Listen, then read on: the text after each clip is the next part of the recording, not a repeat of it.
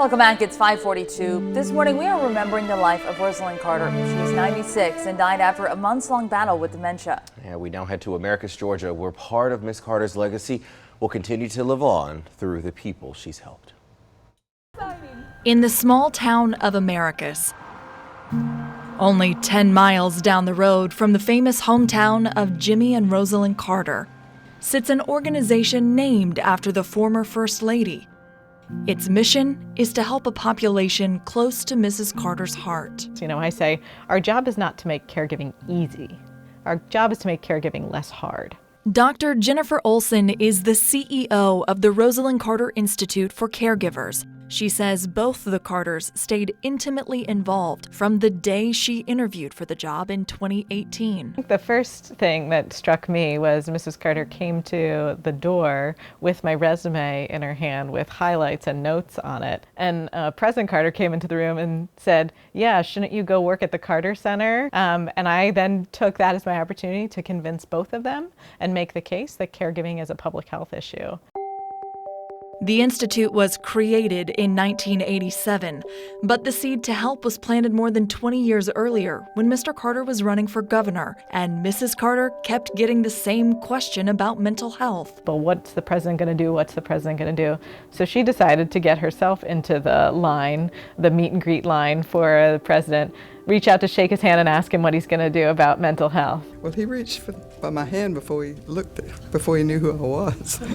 And he said, "What are you doing here?" And I said, "I want to know what you're going to do for people with mental illnesses when you're governor of Georgia." Purportedly, didn't he say something like, "I'm going to put you in charge of it"? That's right, that's right. And he did. From the governor's mansion to the White House, Mrs. Carter led commissions, testified before the Senate, and wrote books on the issue, while his wife provided the face and voice for the mission.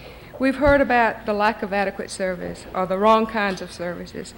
The former president became a quiet ally, relishing the role of supportive husband to tackle the issue together. President Carter donated part of his Nobel Prize winnings to the Institute back 20 years ago. So, this hasn't just been a recent effort, it's been a long-standing level of support. For nearly 4 decades, the Rosalynn Carter Institute has been a quiet disruptor, influencing policy, forging partnerships, and doling out resources to those who need it most. Her vision of a more caring society, do you think we're there yet? Slowly. Our website is most popular in the late night hours or the early morning hours when a caregiver is reaching their crisis point. About 133 million Americans, nearly half the population, suffers from at least one chronic illness. That's 15 million higher than a decade ago, forcing 1 in 5 adults into an active caregiving role. We know caregivers experience especially mental health challenges at higher rates than their non-caregiving peers. Even in their 90s, when Mrs. Carter stepped into a caregiving role once again, Dr. Olson says the Carters were still intimately involved. Their next big goal is to create an Office of the Caregiver inside the Department of Health and Human Services. Right now, there are very few, if any, federal employees who even have the word caregiver in their job title. That just doesn't make sense to us.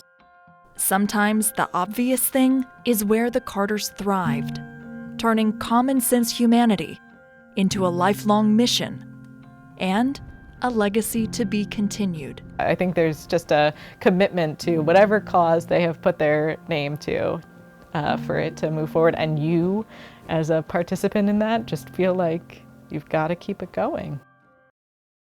She certainly left an indelible mark on so many people. Rosalynn Carter will lie in repose at the Jimmy Carter Presidential Library and Museum next Monday, the 27th, from 6 p.m. to 10 p.m. A funeral service will happen at Maranatha Baptist Church in Plains at 11 a.m. on Wednesday, November 29th. The Carter Center created a tribute website for Rosalynn. If you'd like to leave a note, you can visit rosalyncartertribute.org.